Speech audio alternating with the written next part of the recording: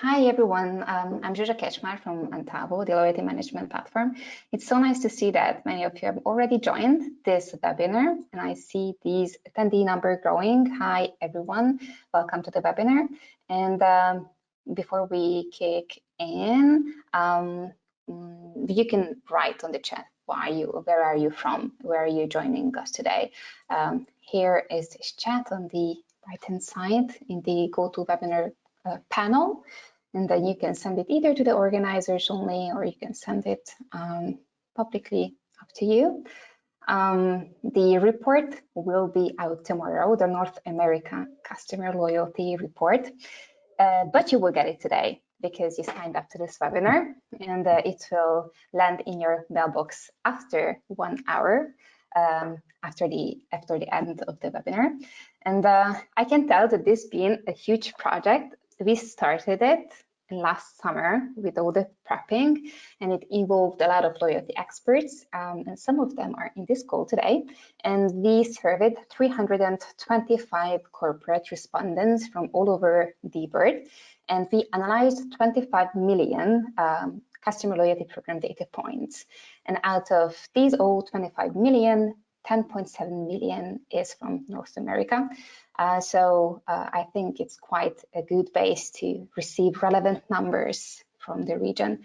And seeing who wrote here today, we can welcome, for example, Rachel from New York, and Derek from Seattle, and Meredith from Montreal. So I would suggest let's dive in, and I would like to welcome our amazing panelists, Brian and Andreanne. Brian Walker, please introduce yourself. Hello, everyone. It's my pleasure to be here. Brian Walker. I'm Chief Strategy Officer of Bloomreach. I'm joining you this morning from Seattle. It's a nice spring morning here in the Pacific Northwest. I'm a longtime digital marketer and e-commerce leader. I played lots of different roles in the marketplace.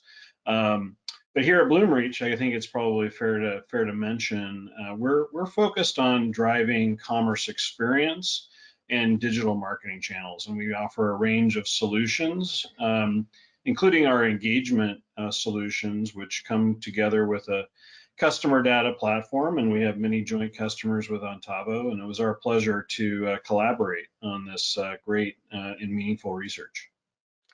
Thank you very much, Brian. Then over to you, Andreanne Rondeau. Yes, hi everyone. So good day. It's very nice to be here with you today. So I'm Andreanne Rondeau, loyalty specialist at Stratalix, a Montreal-based loyalty consulting firm. I'm also one of the creator of the 2022 Customer Loyalty Report, so I'm very thrilled to be here with you today to share all of the findings and insights on current and future trends in loyalty, customer loyalty in North America.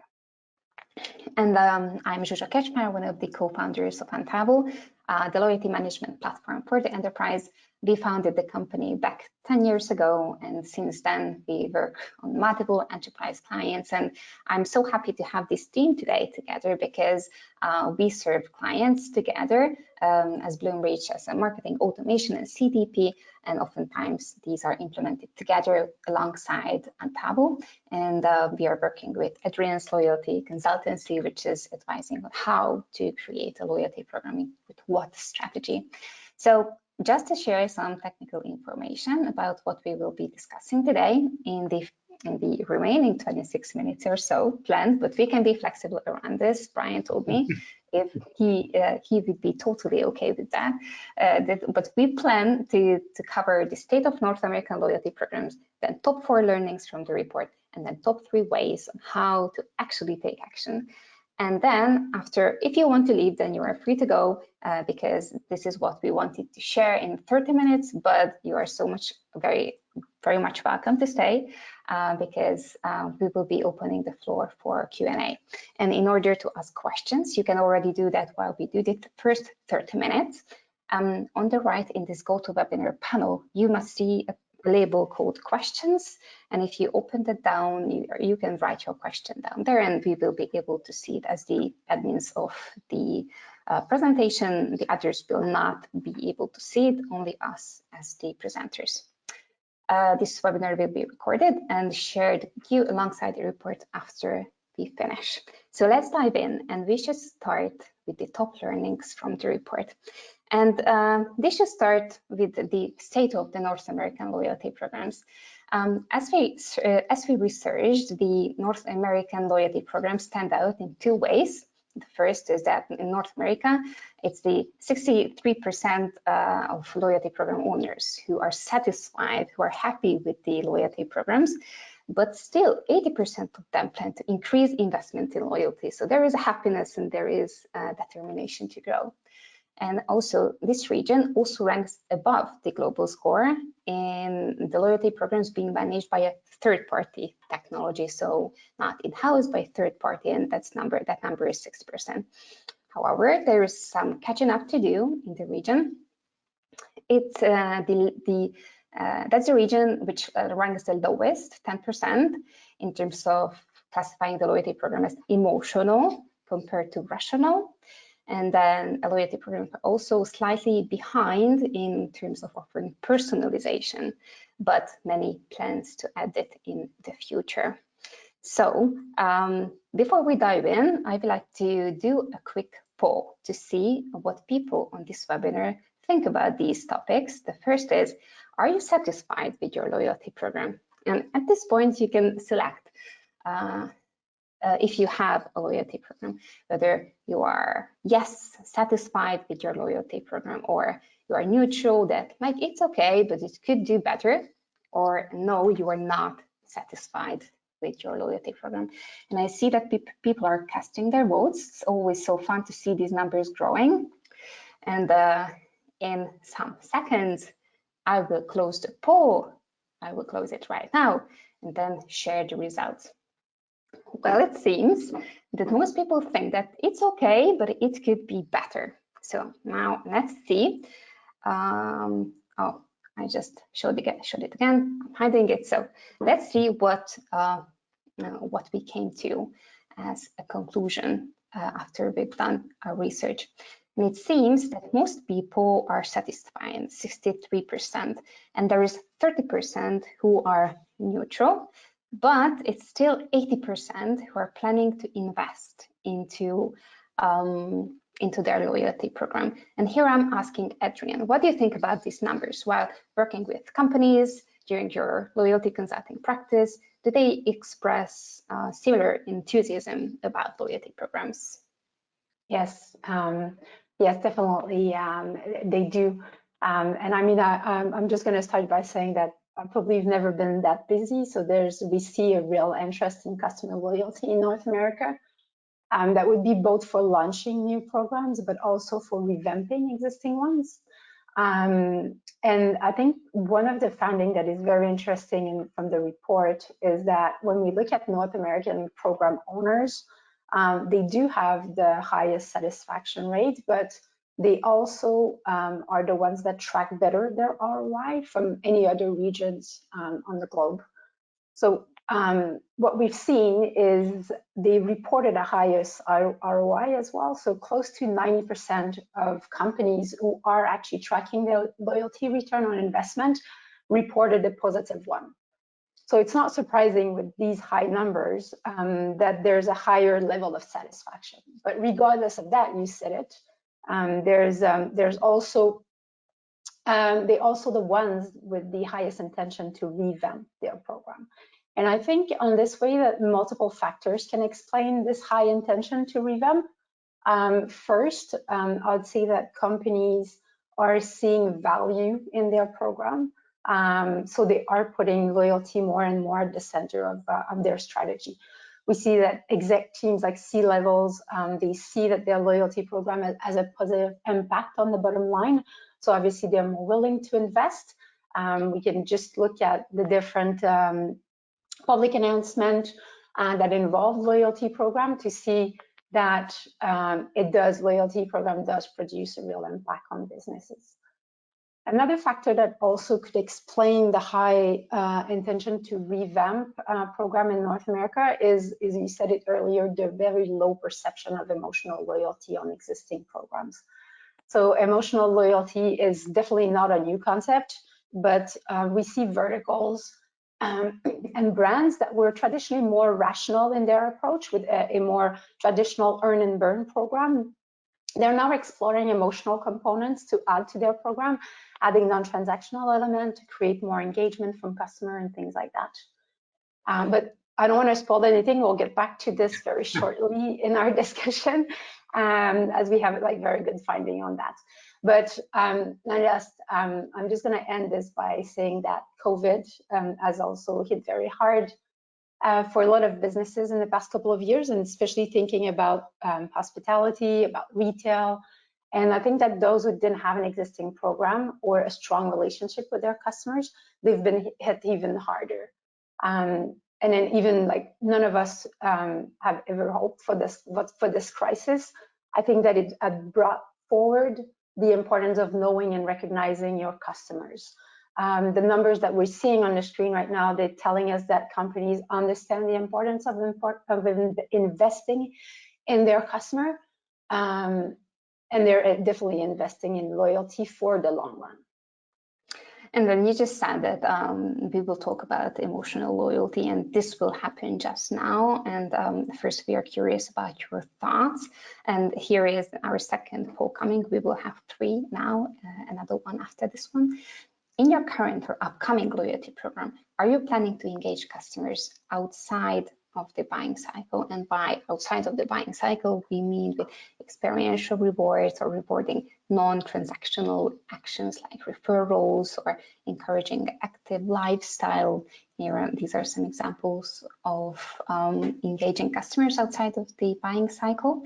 And I see that people are voting, and now I'm closing the poll and sharing the results. And it's saying that 71% of respondents are planning to do that. Now let's see what is that we concluded, and it's very similar.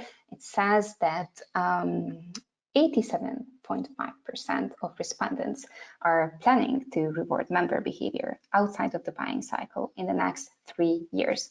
And this is actually higher than the global score. And the reason may be because now it's lower than the global score. It's only 10%, which is below the global average.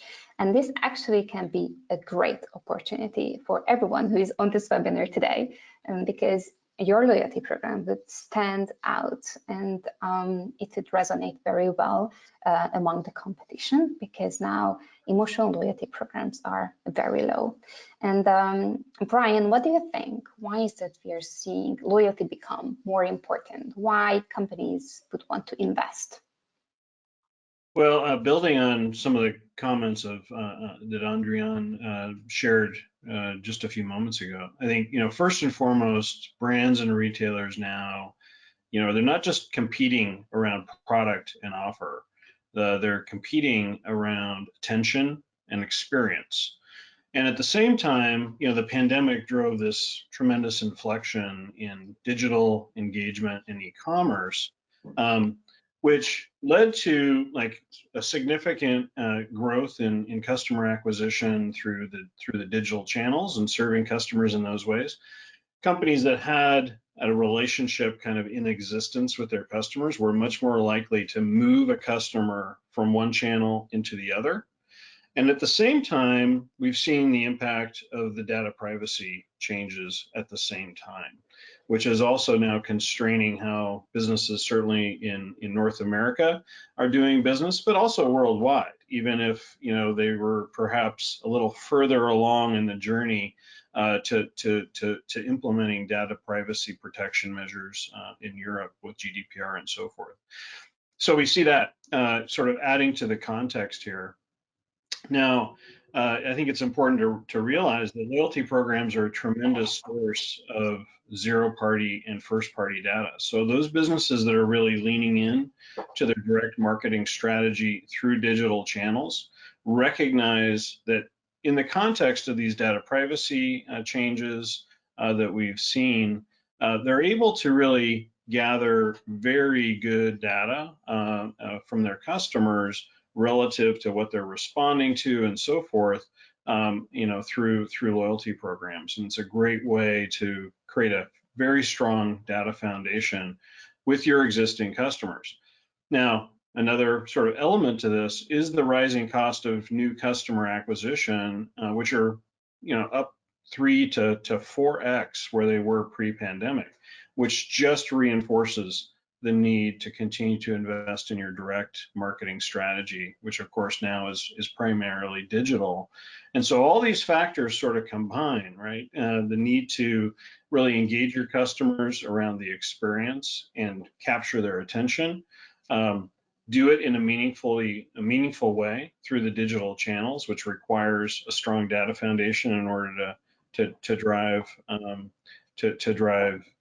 relevant and personalized communication, and the need to respond to sort of the changing economics around marketing and focus on direct marketing, which has much better ROI and is a much more sustainable sort of business model, especially given all the changes.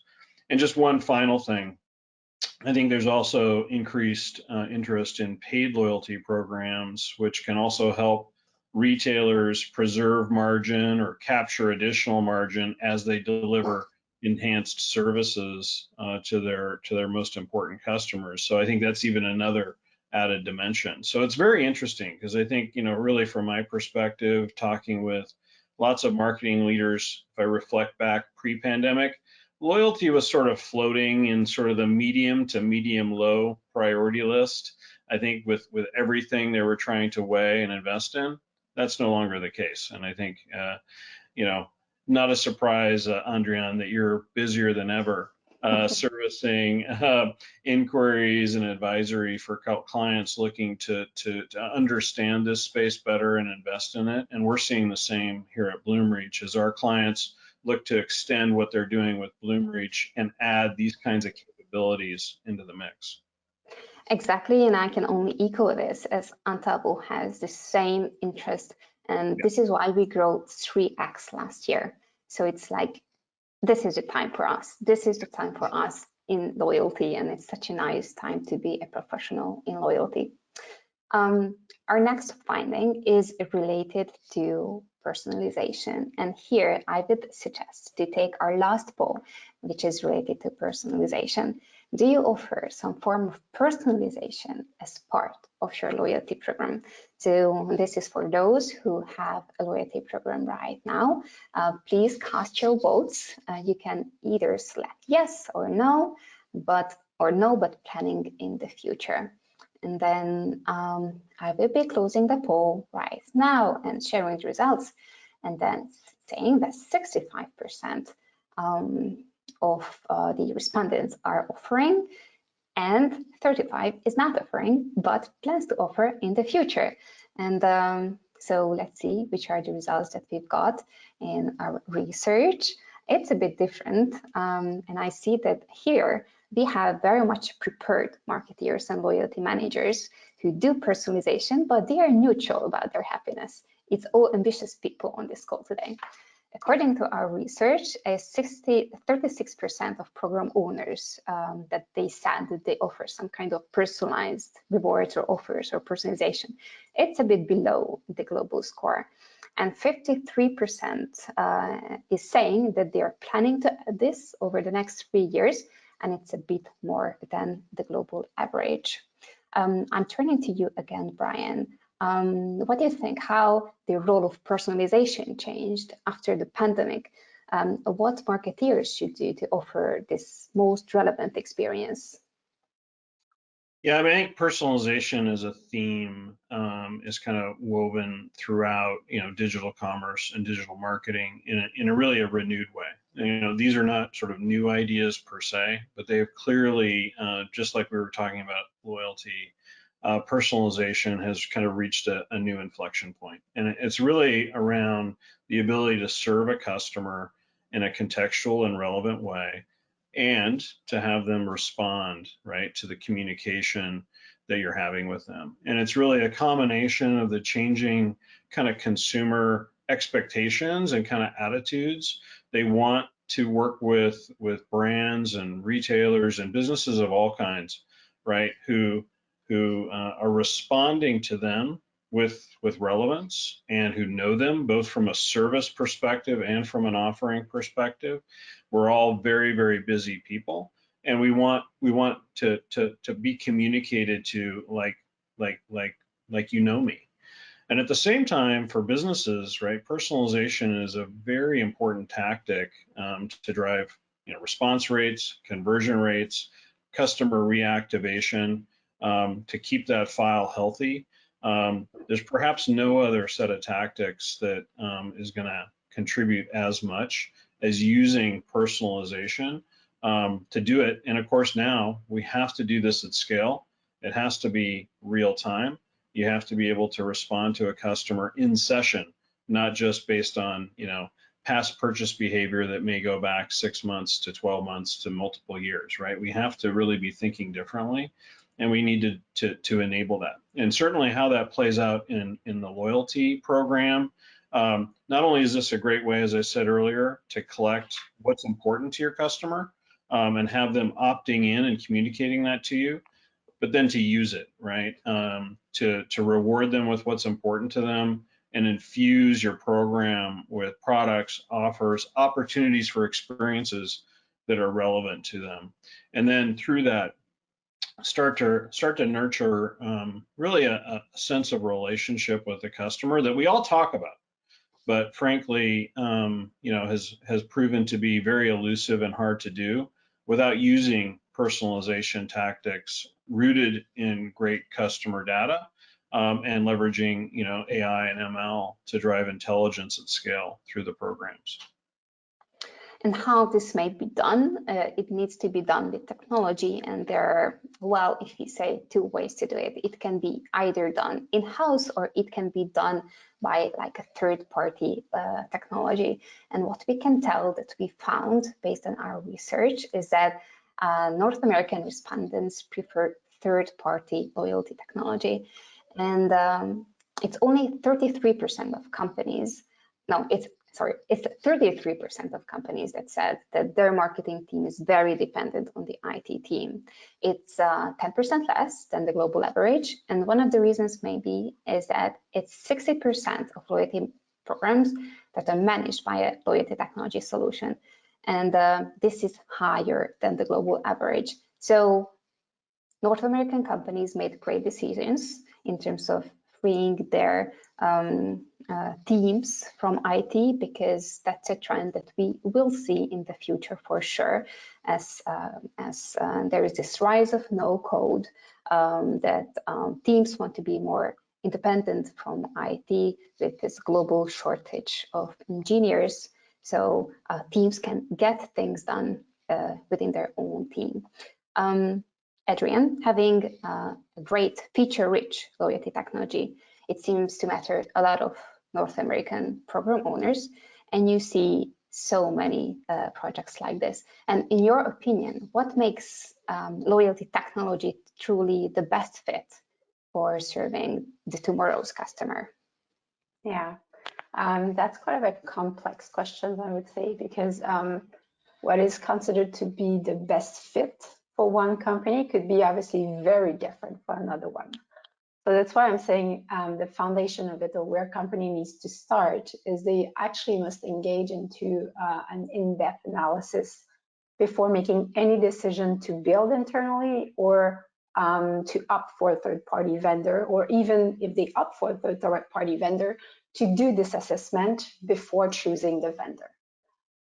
They need to make the technology assessment, but they also need to do the business one and understand what indicator they want to move, identify the experience that they want to offer their customer, look at the current, look at the future needs. I'd say strategy first, and then get the right technology to deliver it. I mean, technology is, we all know it's an end, it's not a means. So we need to think strategy first. Now, the MarTech and I would say the loyalty technology is evolving very fast. and companies must be able to keep up with these innovations to stay ahead of the offering. So that's why they really need to have a clear roadmap of what they wish to offer their customer 1, 2, 3 years down the road. So when we look at trends, we're seeing there's a growing interest in personalization. Brian has said it in detail. We see a growing interest in emotional loyalty. We've addressed that as well. And these two elements have a very big impact on the marketing tech stack. It requires to deliver that a solid state-of-the-art technology. And I think this is where third-party vendor may become a very good advantage, because good technology will definitely help facilitate customer engagement and loyalty. It will help to get a better understanding of customers, capture the data, deliver a more personalized experience. And as loyalty is the core business of these third-party vendor, they will make sure to innovate to bring new features and functionality on their roadmap and on their product. Now the good news is, although technology is getting more and more complex and the features that are offered by these vendors are more and more complex, the cost is also declining. So we see many loyalty vendors offering very robust solutions for a fair price. And I think this could be very likely explain why so many North American companies are opting for third-party loyalty vendor. Going back in terms of fit, all I have to say, I think, is that to select the right technology would be the one that will help you to enable your strategy and your vision of what loyalty experience you want to offer, and even helps you to go further. So you do need to have a clear vision of that, clear vision and understanding to be able to contracting any solution. All right. Thank you very much, Andreanne. What do you think about this, Brian? Yes, I just asked you to reflect on these things. Yeah, thank you. I'd love to build on that a little bit. I think when it comes to loyalty, even here in North America, there's a significant number of retailers, brands, and many different kinds of businesses who've not necessarily used just third-party software, but in a sense of kind of outsourced their whole program. And so third-party can kind of mask that a little bit. And I think we see now a shift back toward enabling marketing teams to have self-service tools and take more direct ownership over what they're trying to do with their loyalty program, and not have that controlled or managed by a third party, which is sort of a hybrid agency / marketing solution. And many of those in the past, right, have had frameworks and things that they'll implement in somewhat of a repeatable way, but often they end up with bespoke solutions, and the customer ends up, in a sense, in a similar type of challenge that they may have when they work with an internal IT organization to get what they want done quickly and cost efficiently, and be able to implement that, kind of at their fingertips. And so I think embedded in this is also a drive towards self-service solutions that are agile, and in enabling marketing teams to take more direct ownership and control, and kind of a move away from kind of what I perceive as kind of a model that was, a number of decades ago in some respects, but still kind of persists, of third-party agency / software solutions. So there's kind of a change in evolution as to how I think marketers are looking at acquiring software and solutions as a whole, but certainly I think relevant to the loyalty domain specifically.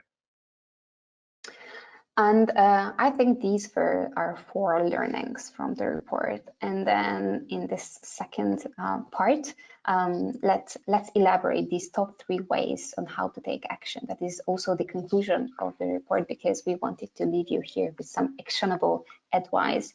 And here I'd like to ask Andreanne to tell more about how to give emotional loyalty a chance. Yes, well, we've touched the subject a little bit already. I think it's a very interesting one.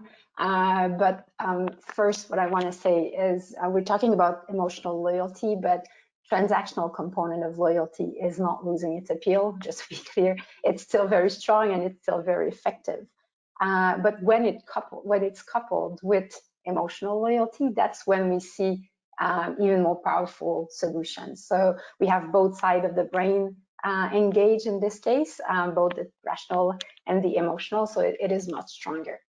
I think that the key is to find the right balance between these two, between the rational and the emotional component, and that is what will really make a program stand out. Just so that everyone on the call today really understands the difference between when we're talking about rational loyalty and emotional loyalty, let me just quickly define that. I think we've already talked through this, but the rational part is what is quantifiable. So mostly the transactional part, it would be the points, the cashback customer earn, anything you can redeem for future purchases, the discounts, the rewards, that I buy something, I get something in exchange. When we look into the emotional component, it goes beyond that transaction relation with the mean of building a deeper relationship and a greater engagement between the brand and its customer. We're talking about experiences, personalization, recognition. We've already touched that today. Those are all things that will make the customer feel special and valued by the brand. Not only the brand recognize them for the business they do with them, but also for they recognize them as a human being for the same value as well. So emotional loyalty can be tackled many different ways. We've talked about VIP access, exclusive events. Those can create great memories, but to truly differentiate themselves as well from competition, company must think of creating a loyalty experience that is meaningful to their customer. And I'd say tap into shared values. It can be through helping them solving problems, making their life easier as well as something that is great. You can simplify the shopping experience. You can simplify the usage of the product after purchase. You can help them to achieve their goals, for examples. But those are all examples of different emotional components you can add to your program. And now most, or at least some and most of these emotional components do have a cost. Of course, not all customers are equal, not all are VIP, so not all should have access to these emotional components. There are some emotional rewards that an experience that can be offered to all customers, and other that should only be kept for top customers. And I'd say it's the same as well for financial rewards.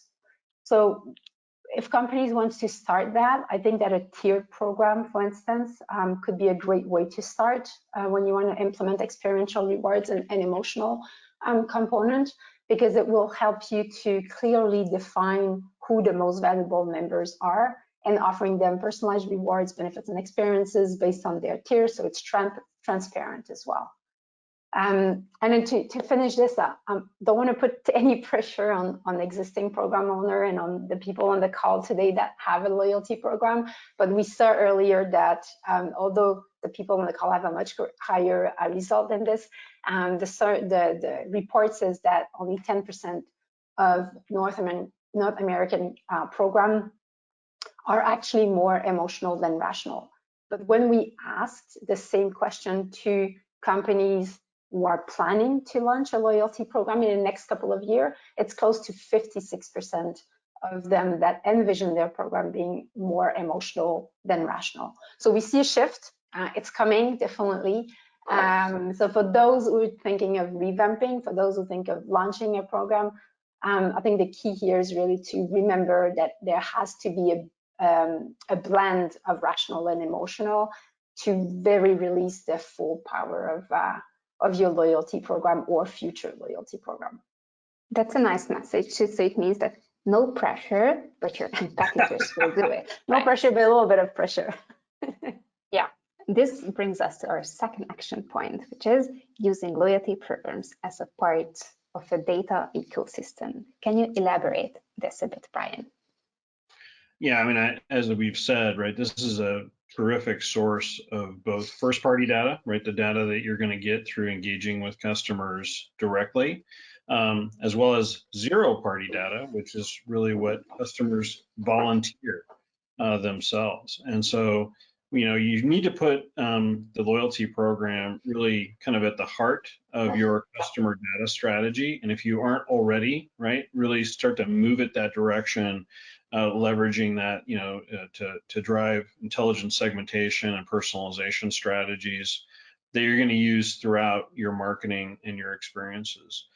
But I think it's also important to think about this zero-party data concept in the sense that the loyalty program offers you really an opportunity to engage the customer very directly in what they're interested in, what their experience has been like, what they want from your brand or your business. You need to then be able to turn around and use that effectively, because the more the customer sees that you're caring about that and using that, right, the more they're going to share with you, right? And the more engaged they'll be, and the stronger the relationship will be. And it certainly plays into what Andreanne was just talking about when it comes to emotional loyalty programs, right? If you can respond to the customer in more of a conversational way, right, using that almost as a dialogue, as you ask them what they want or what they're going to respond to as you present different options to them, and then use that to engage them more intelligently moving forward. That's really the foundation of building a relationship at scale through these primarily digital channels. So put loyalty at the heart of your customer data strategy, and then build on that to even enhance your personalization and customer data, and then use that, right, as you engage with customers moving forward. And I think that's a really virtuous cycle that you can center around loyalty. And just one other thought, kind of building also on what Andreanne was saying earlier. I think one of the reasons why so many future program owners, people who are implementing loyalty programs perhaps for the first time, are so cognizant of the importance of emotional loyalty is these are a lot of direct-to-consumer brands who've now kind of, focusing on a direct-to-consumer strategy that is digital first. They need to really engage with the customer around the lifestyle and the brand and what they represent as a business. And they're going to do that, right, primarily through an emotional level of engagement with the customer. And so these things all kind of relate to each other.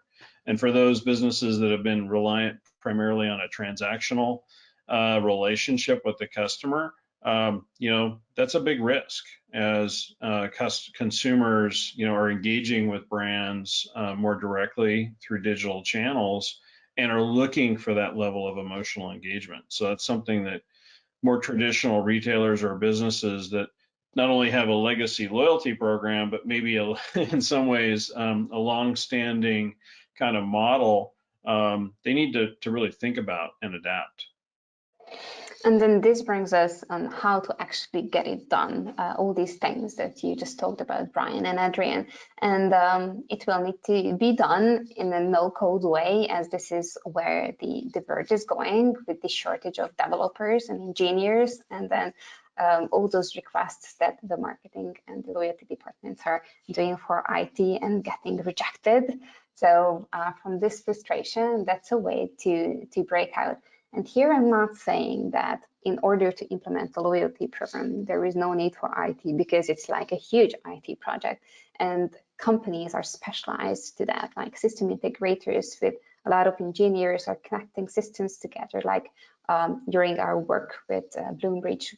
This is how these big systems are implemented.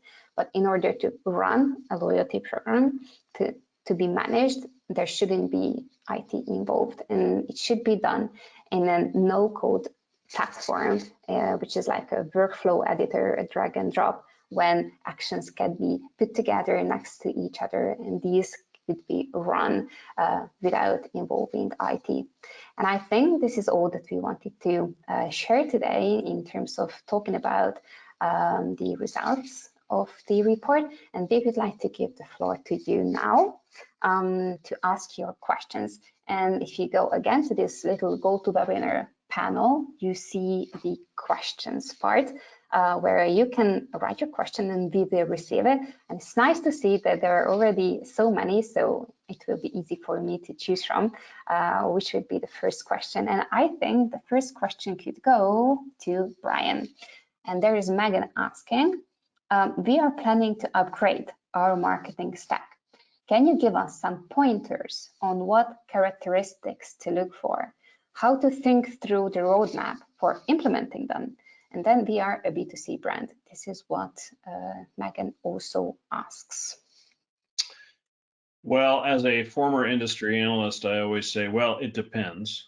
But I think the question sort of talked about some principles. I think, first and foremost, you need to put customer data kind of at the heart of your next generation, marketing tech stack. So you really need to think through your customer data strategy, not just, accumulating that data into one environment and kind of normalizing it, but even more importantly, how are you going to activate on that at scale? Another principle is these solutions today, they need to be omni-channel. Many marketing organizations are stuck dealing with different marketing solutions for different capabilities, but also even more importantly, different channels. And that's not how the customer thinks about their relationship, obviously, with your business. You need to think about how you can drive an omni-channel customer journey.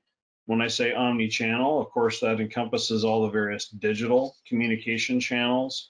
It encompasses as well some of the service channels that they're going to be engaging with your business across, and it can include some of what we might consider offline channels as well that are digitally enabled today, right? So you need to be thinking omni-channel.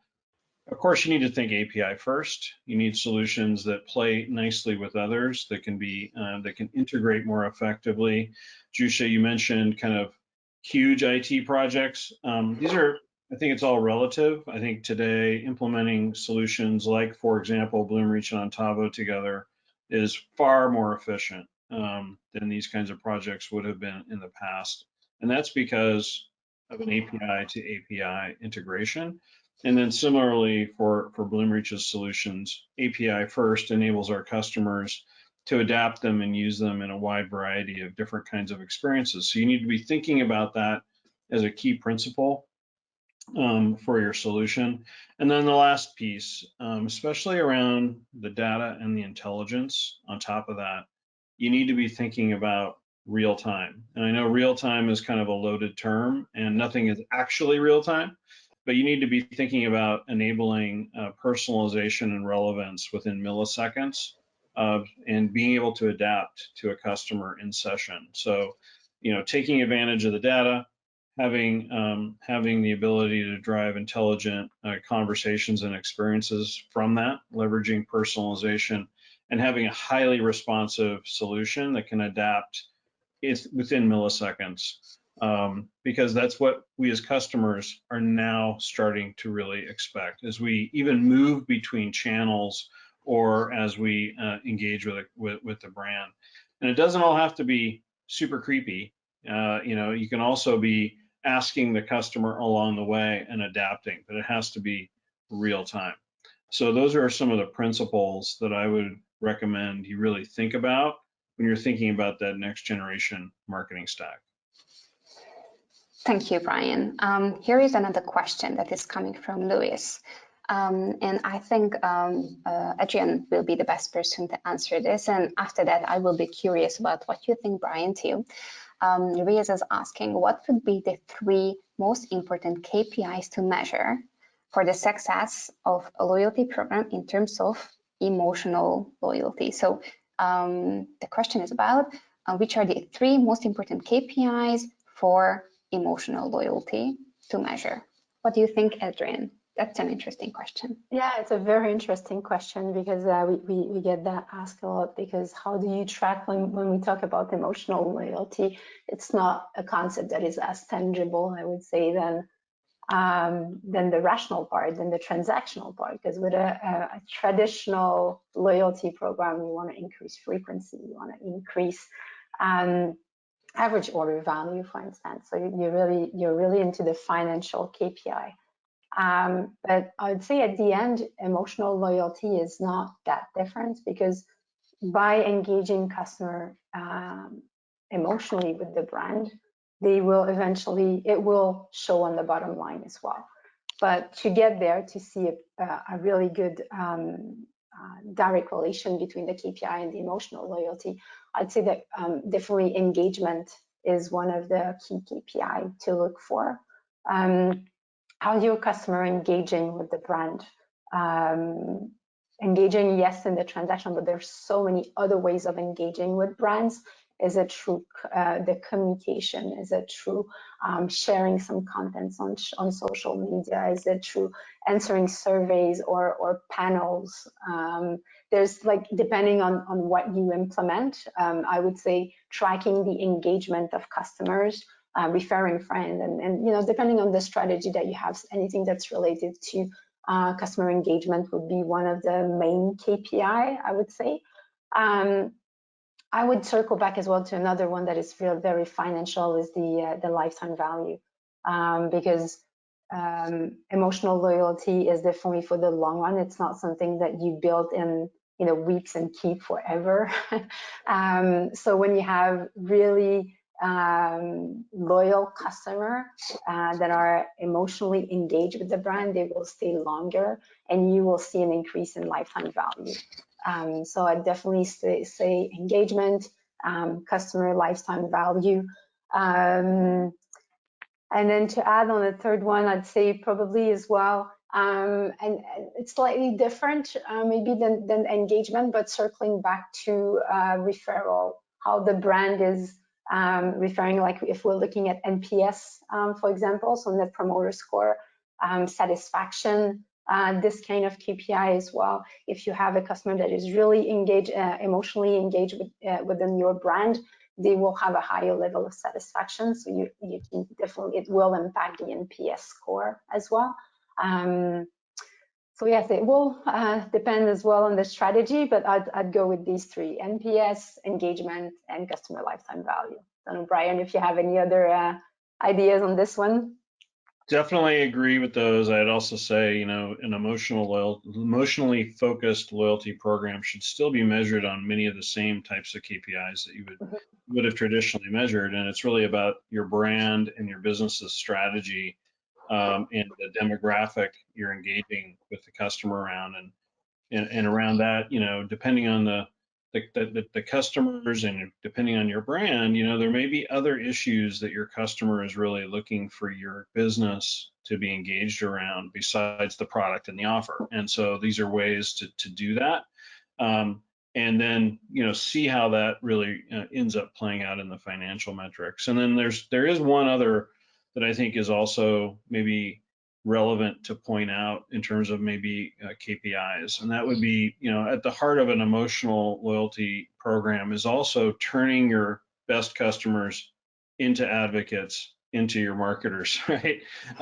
You know, obviously in today's day and age with social media and so many different platforms for consumers to share and refer through digital channels that can scale, or in some cases pro and con type stories that can go viral.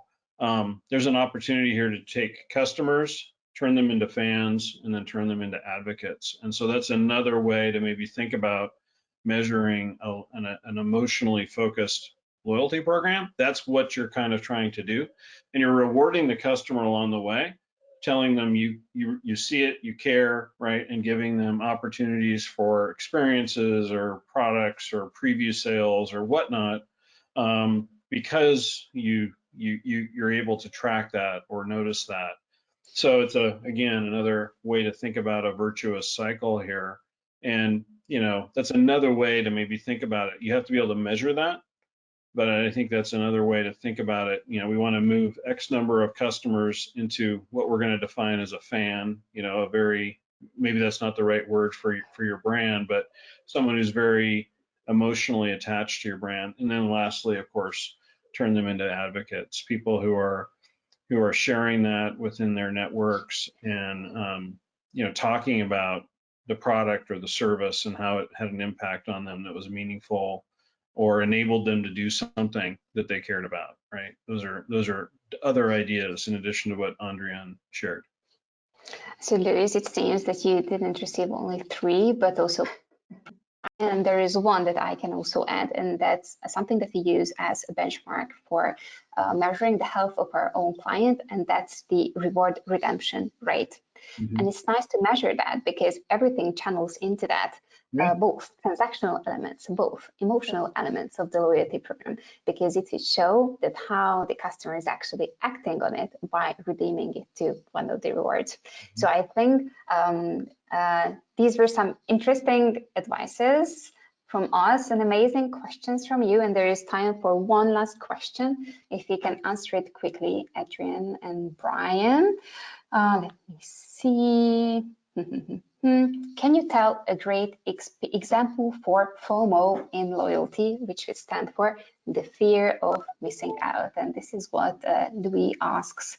I can start with an example. We have a luxury fashion client, and within their loyalty program, they have a private club, the Sneakers Club. This is the client Zsuzsa Kecsmar.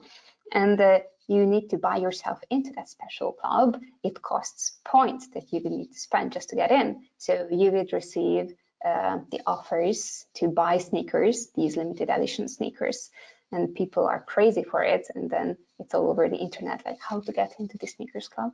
So that's one way to do that. And I think paid loyalty programs are another way, because there are things that you can only do on higher tiers,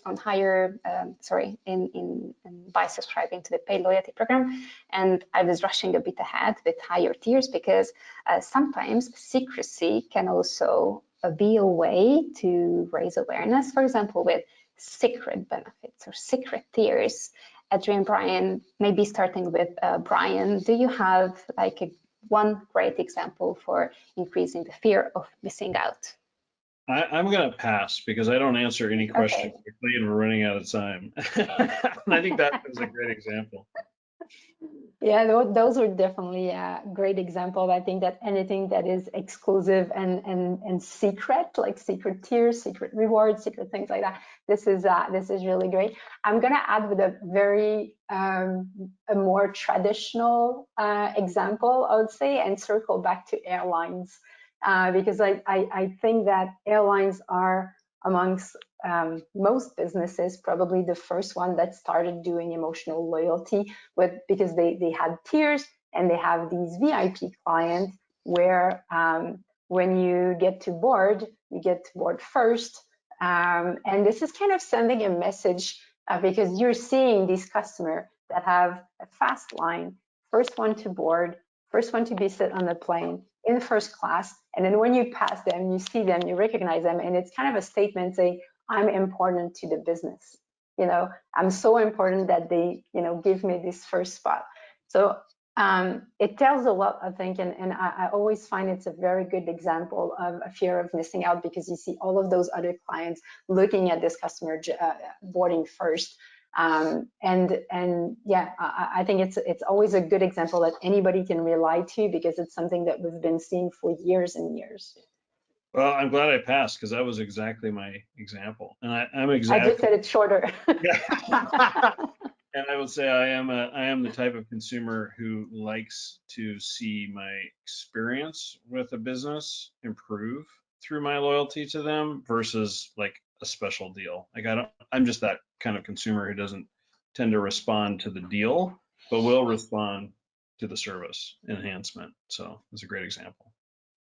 Thank you very much for finishing with this great example for you both. I think that's a wrap.